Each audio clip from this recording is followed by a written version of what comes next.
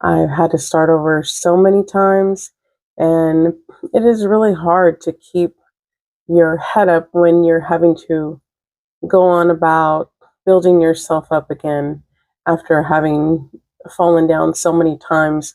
But it really says a lot about the resilience of a person and just life in general when you can pick yourself back up and just keep on moving forward. And it is actually really scary too. I was in a marriage for a really long time where it was just a constant struggle financially, mentally, emotionally. And, I don't have anything ill to say about the person that I was with. He was a very nice person. We just were not compatible with each other. But there were limitations to our relationship and how far we could go. Um, I was the main breadwinner, and just the way I grew up was constantly taking care of myself, which I'm fully able to do.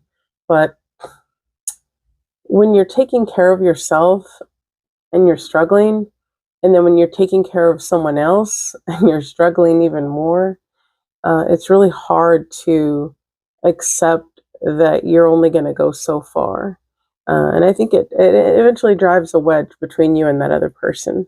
Um, the romance died, the the closeness died, and we just decided it was better to go our separate ways. And this was after trying for almost 18 years to try to make things work. So here I am, starting over again. I don't know what the future looks like.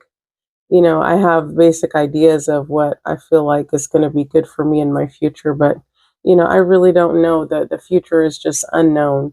So I really wanted to make this video just to kind of, one, to vent a little bit, because again, I know I'm not the only one going through things like this, having to start over, looking towards the future, not knowing what is going to happen and being terrified, but continuing to step forward even with the terror.